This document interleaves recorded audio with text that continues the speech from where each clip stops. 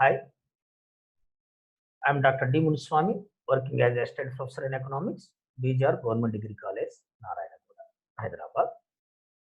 Okay, today I'm going to discuss about the diagrams in the statistics and what is the importance of these diagrams in the statistics and the different types of the diagrams we are going to focus on this particular class.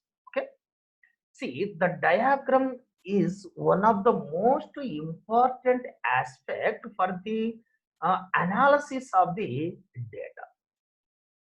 Okay, so in the previous classes we discussed many things about what is data, what are the types of the data, what are the sources of the data, okay, how we are going to mobilizing the data, okay, and like all these things we discussed in the previous classes.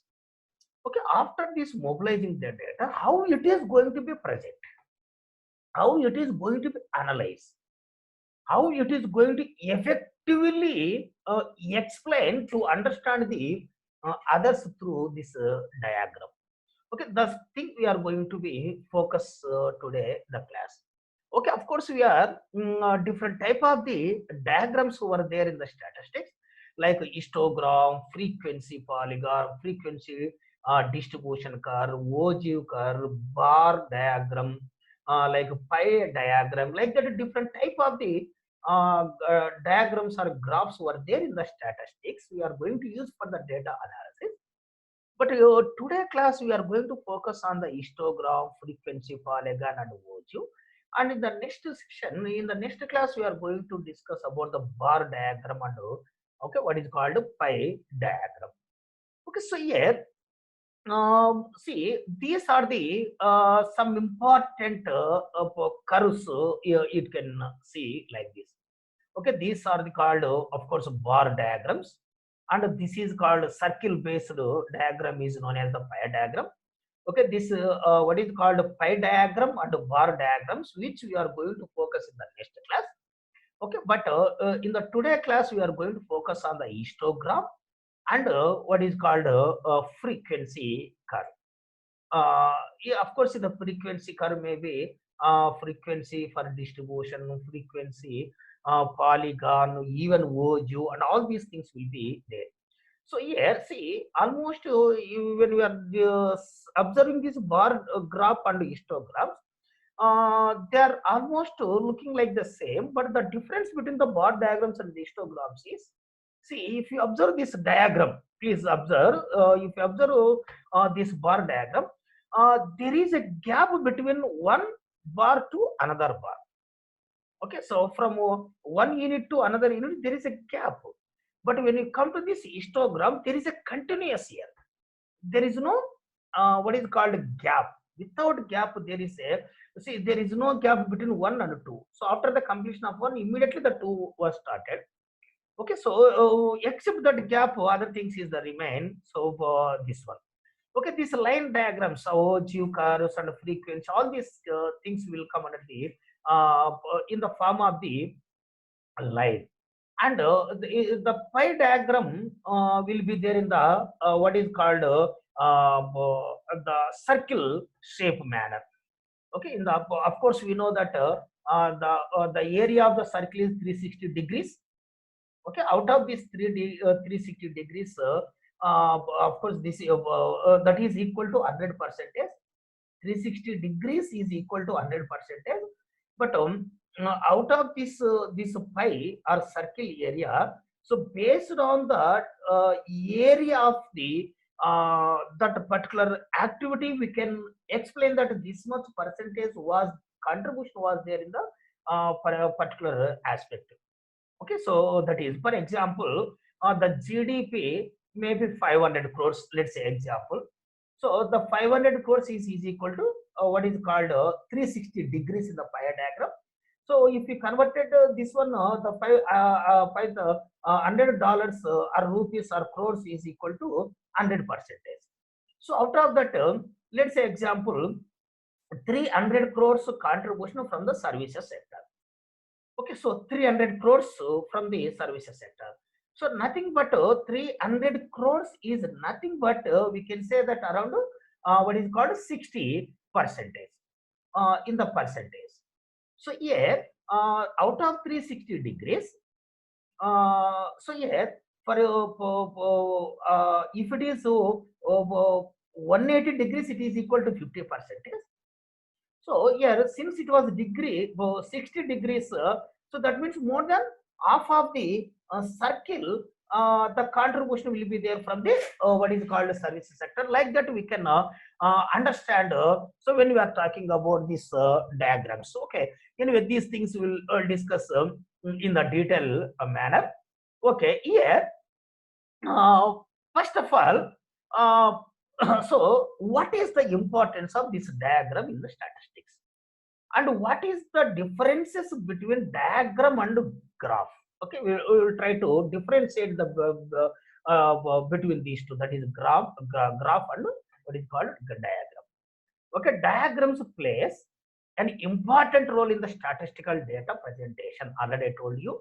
So after the mobilizing the data from the respondents, the researcher is going to explain or analyzing the data which was mobilized by the researcher or investigator. Okay, when he is analyzing the data, if he explains through diagram, it will be more effective. Okay, it will be more effective. It will be understood easily by others, even in the layman also. Diagrams are nothing but geometrical figures like lines, bars, circles, squares, like etc. Okay, this is like a geometry. Okay, so these will be there in the shape of line or bar or circle, maybe in the square type also we can see. The diagrams may be less accurate but are much more effective than the tables in the presenting the data. Okay, when we are analyzing the data, so the diagrams maybe it will be less accurate with compared with the table, but so it will be more effective than the table in the presentation of the data. Okay, because if you will explain the data in the table manner, even 0.001% also we can explain in the table, but that 0.001% may not be shown in the diagram. Okay, so that may be one of the defect, but when compared with the table table explanation, so if we explain to others in the form of the diagram, it will be more effectively will understand by the others. So that is one positive impact we can see in this diagram. Okay, these diagrams bring forth the characteristics of the data, highlighting the hidden facts and relationship. So it is one of the most important characters of the particular data. So which is going to highlighting the whatever the points were hidden and not shown out. Okay, which is may not be visible.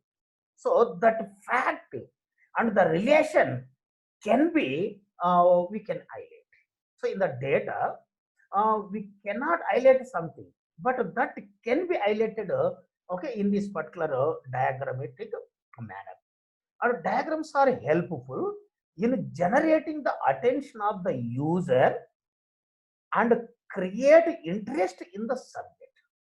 Okay, so when we are following this diagram, it is very helpful for the generation of the attention of the user, and it is also going to be create the interest in the subject.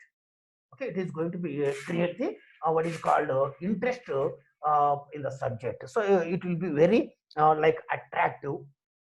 So because of this reason, so it will create very interested on the subject. Okay, diagrams are various geometrical shape. Already I told you, like bars, circles, etc. Diagrams are based on the scale but are not confined to points or lines.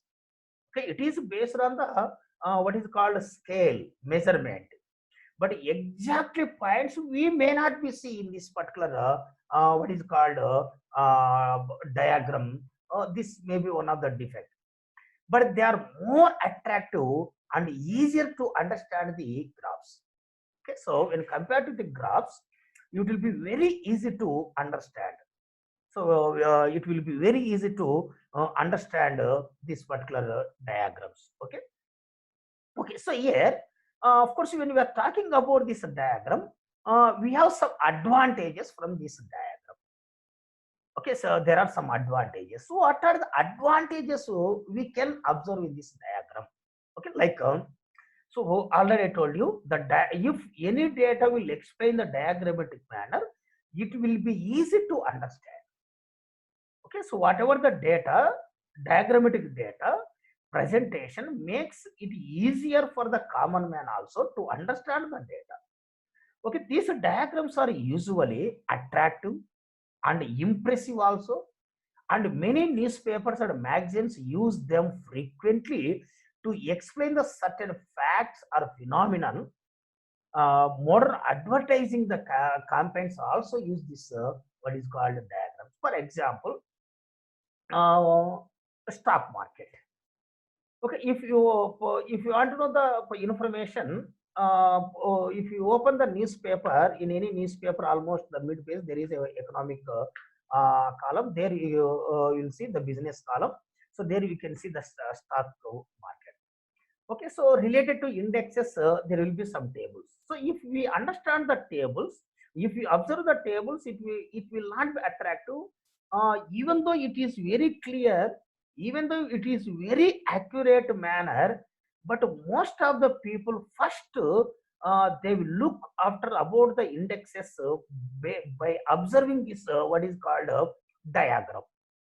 Okay, index diagram, maybe that may be called what is called line diagram, how it was changed, how what is the changes, how it was going up and down. All these things we can observe by observing this particular thing, and it will be simplified the presentation. So if you observe the same the diagram related to stock market.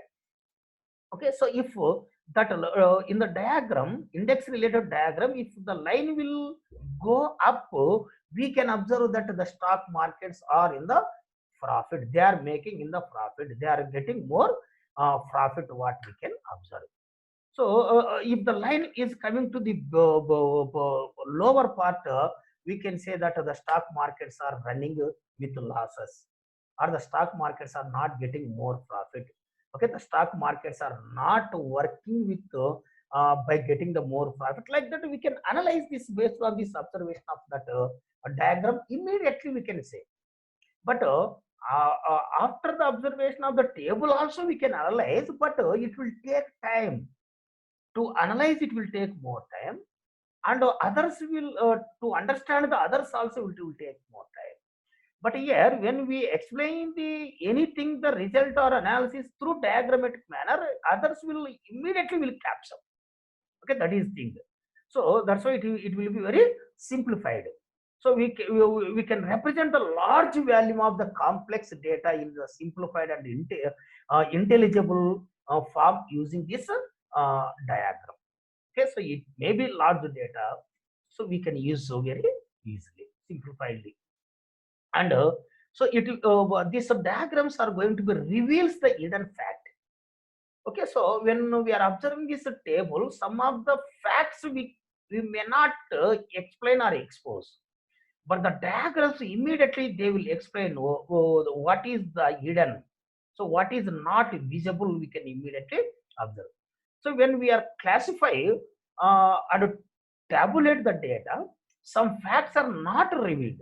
So we are not able to reveal it. Okay, the diagrammatic data representation helps in bringing out these facts and also relations.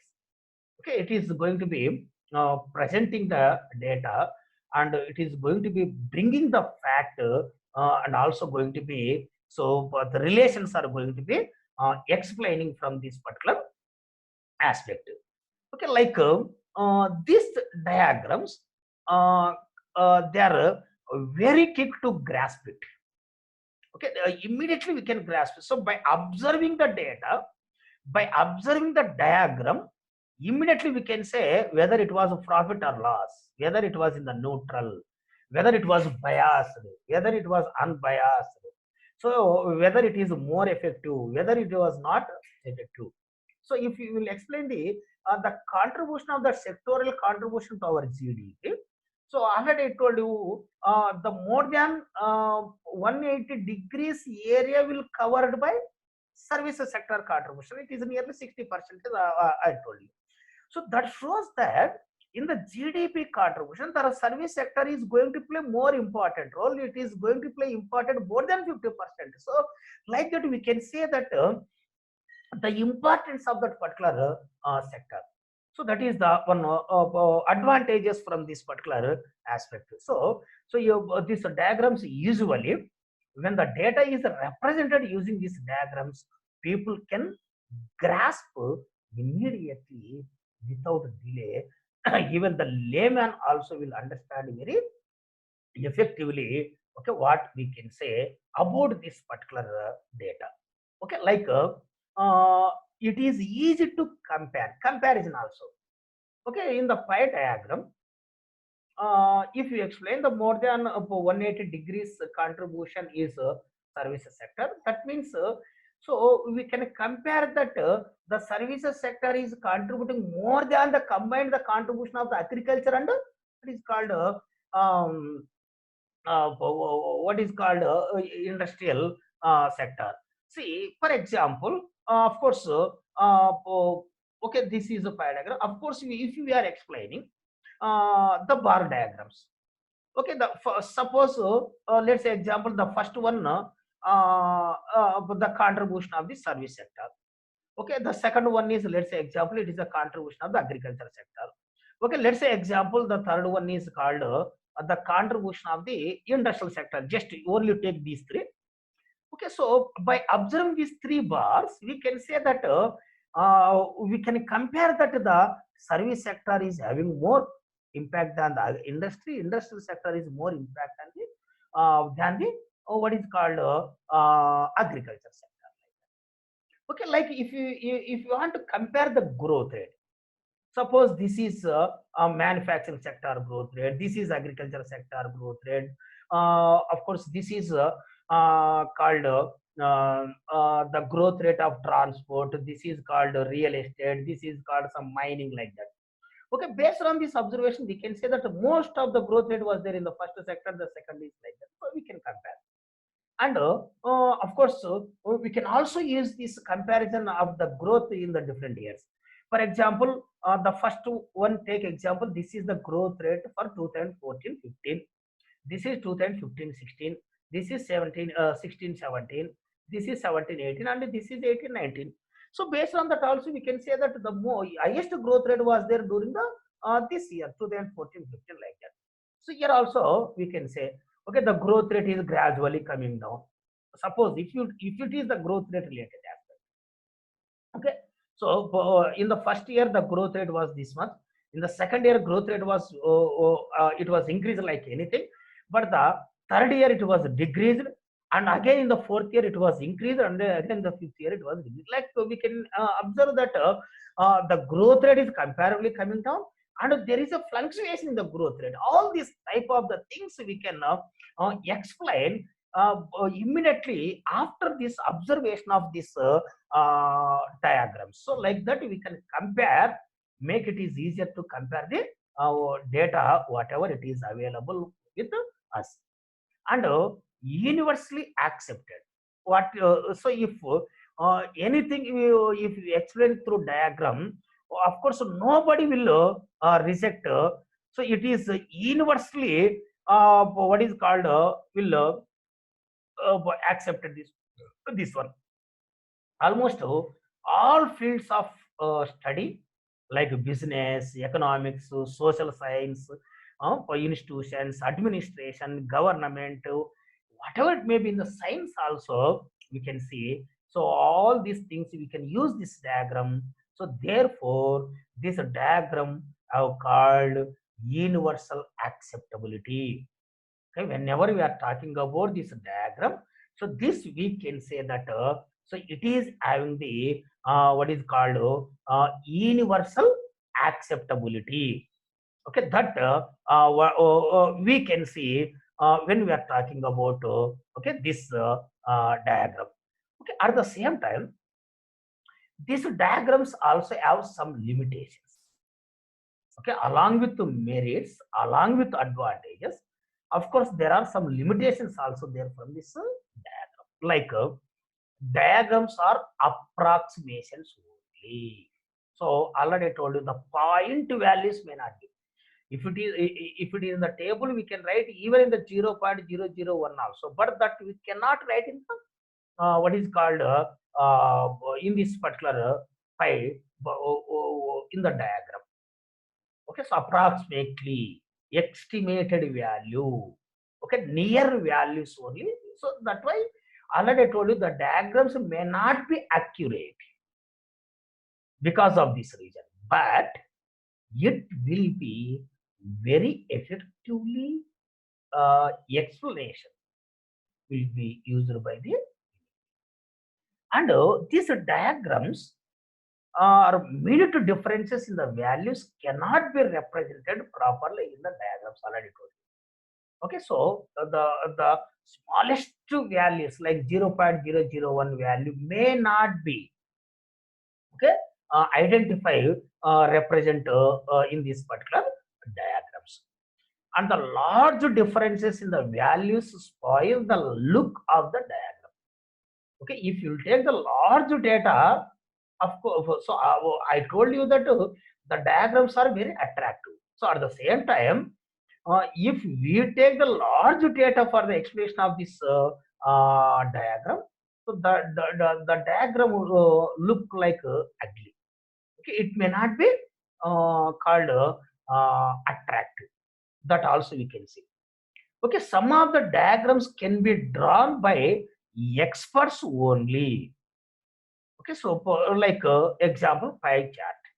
So this pie chart, all these type of the charts will drawn by some subject experts. That means all the people may not be accessible. Okay, all may not be accessible for this representation of or explaining this particular thing. And some of the diagrams can be drawn by experts only, like pie chart already told you. And different scales portray different pictures to label.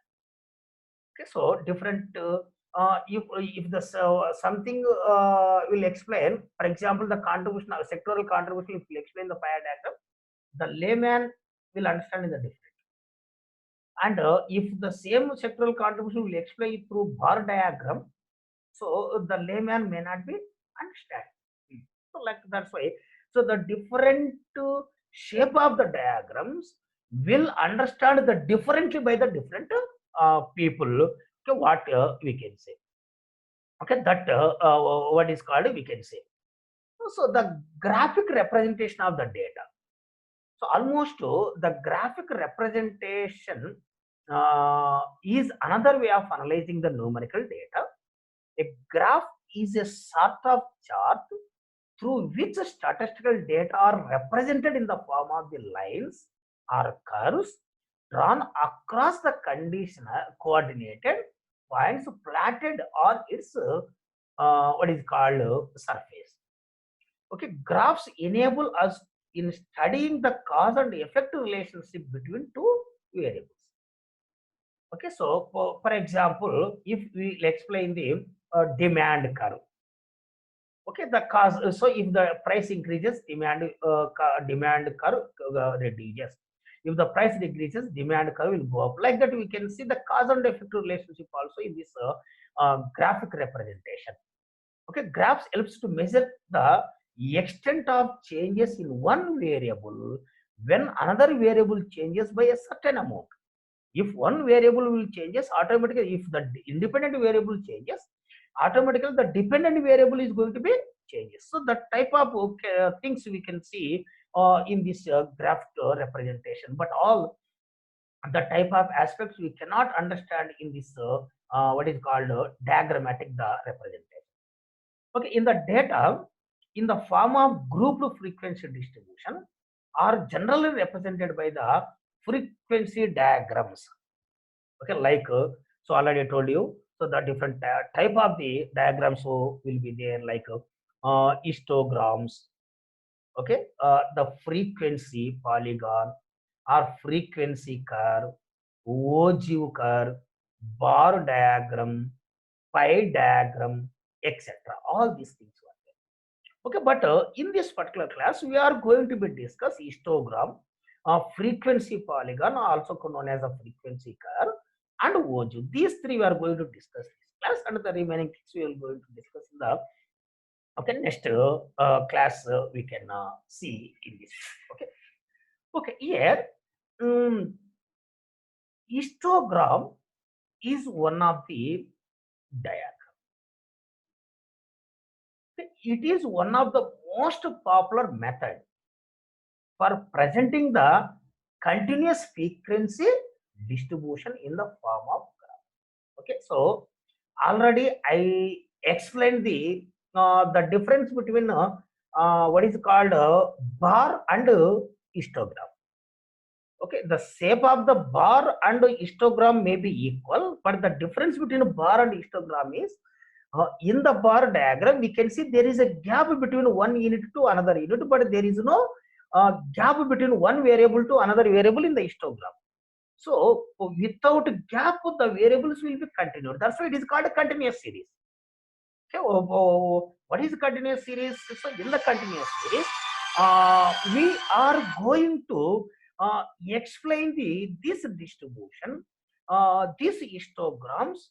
The data will be continued without gap, without any aspect. It is going to be. Okay, in this type of the distribution, the upper limit of a class is the lower limit of the following class.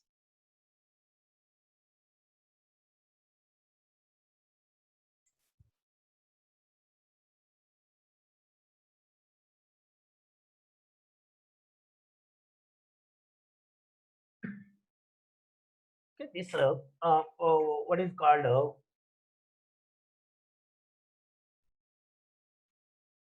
uh, this type of this diagram. So in this type of the distribution, the upper limit of the class is the lower limit of the following class. Why it is called upper limit or lower limit is since it is a continuous. Okay, that's why it will be continued without any gap. Okay, the histogram consists of a series of the rectangles. Okay, the rectangles. So its width equal to the class interval of the variable on horizontal axis and the corresponding frequency on the vertical axis at its heights also. Okay, that we can see in the histogram. Okay, particularly. Okay, so like these histograms will be what is called like this. Okay, in the histogram. Okay, so for example, the age of the students in the classroom. Let's say example. So here, the 5 students. Okay, the class interval is 5, 10, 15, or 20, or like that. Okay, 0 to 5, 5 to 10, 10 to 15, 20, 15 to 20, and more than 20, like that. Say, let's say example. So here we can say that less than 5 centimeters or 5 meters or 5 feet, whatever it may be. Okay, let's say example 5 feet. Okay, less than 5 feet people are there in the classroom. Only one student was there. Okay, that is the thing. Okay, here if you take in the number of students here, so if you take the age, okay, less than 5 years age people, average height or number of the students was there 1 year in the classroom, or the age between 5 to 10 students in the classroom are nearly 4, and 10 to 15 age students are nearly 5, and 15 to 20 years age people are there in the observation is around 4 man numbers, and more than 20 years age group people who are there around what is called one person in this particular case. Okay, like that we can see. So here up to 5, and immediately we are going to take more than 5. So more than 5, and up to after the 10, immediately will take the more than 10.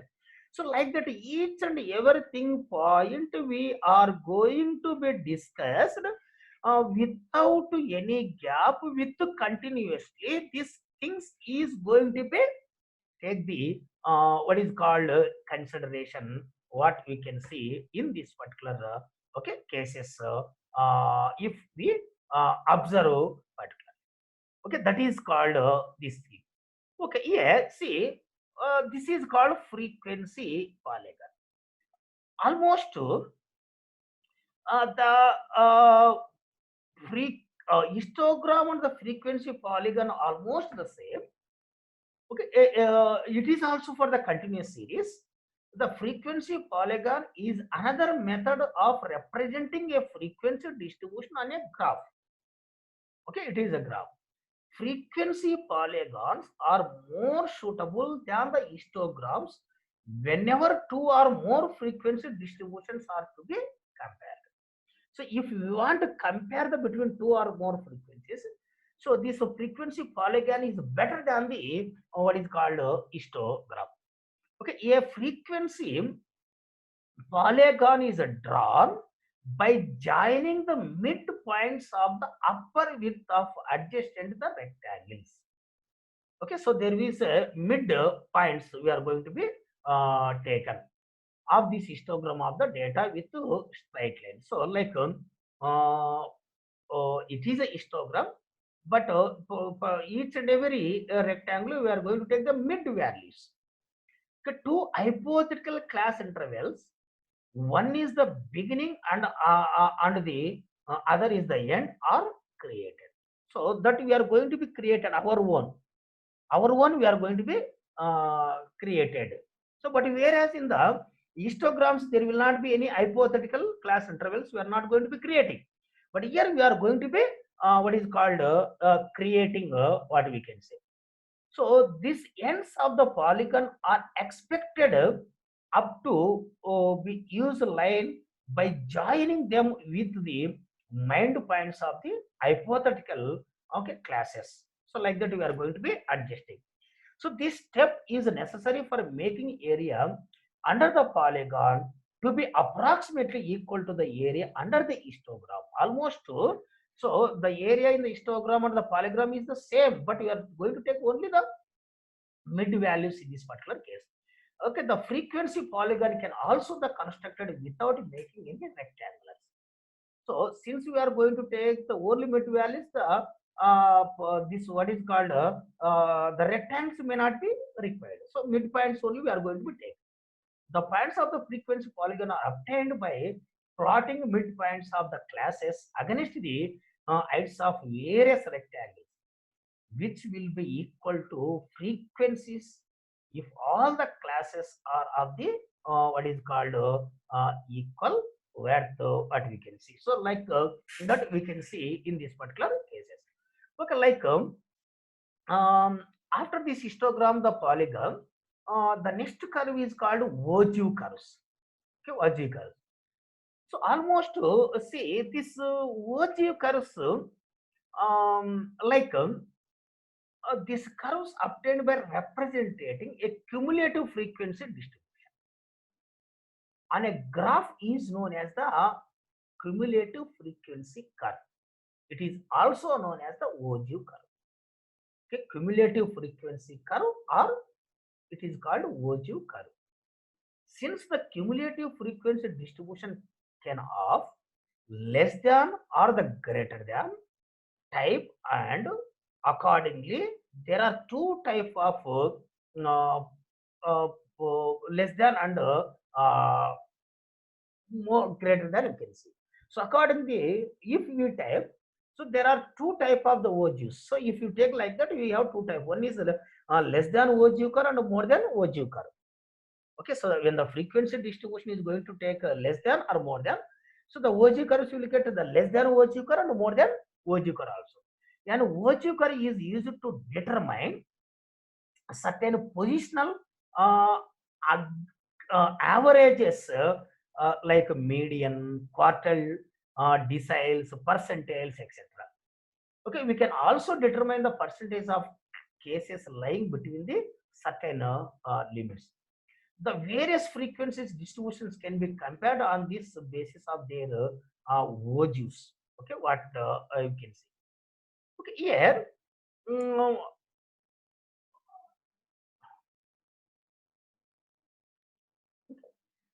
this value curves will be like this. Okay, so weekly wages, number of workers.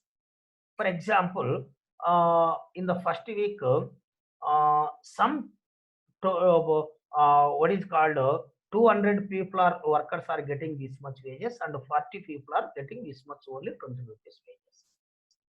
So like this. So yeah, this number is decreasing, and of course this number is increasing. Okay. So here we are going to take that. So this is called greater than the type of OG. Okay, since it is more than the midpoint, the okay, more than this point, and this will be called less than the type of what is called Oju curves, we can say. Okay, like we can discuss these points in the difference. Okay, the first, okay, the cumulative frequency distribution are going to representative uh, in the diagram. So like in the first point, the cumulative frequencies will be like this. Okay, in the second, since the cumulative frequency distribution can be less than or equal to, so we can write like this one. So later we can take the averages position through median or mode, whatever it may be. Okay, so based on that, we can explain the differential in this diagramic representation, and we can explain this. This is greater than, that is less than OG. Okay, this is less than frequency, cumulative frequency. This is less than cumulative frequency. So like that, okay, we can observe all these things. So this like we can see these aspects in the different ways. So like these OGU curves and polygon and histograms, of course we have some other diagrams like bar diagrams and even pie diagrams also there. They are the more popular. Okay, we will try to understand this type of the diagrams in the next class. Okay, so this all these diagrams, whatever it may be pie diagram, it may be bar diagram or polygon or ogive curves or histograms, whatever it may be, all these diagrams are explaining the using for the explanation of the analysis only. Okay, for the analysis only we are going to be use this particular aspect. So all these diagrams will be attractive. For example, if we see the PhD thesis written by these scholars, they are mobilizing the data maybe through primary or secondary to whatever it may be. After this mobilizing data, if the table will convert it into diagrams, okay, so the thesis will be see very attractive, like very effective manner we can see. So since that's why but the diagram representation is very important for attracting these others, and easy explanation, easy analysis, okay, simplified manner should be attracted by these others also. So for all this purpose, these diagrams are very important for the explanation. So that's why for the students in the degree level, of course, it may not be important, but in the PG level, these diagrams are more important. Whenever the statistics are using, it is very important. Whenever the students are going to become the research scholars, During that time, it will be very important for the students. Okay, so these bar diagrams and fire diagrams, okay, we will try to discuss in the next classroom. Okay, thank you.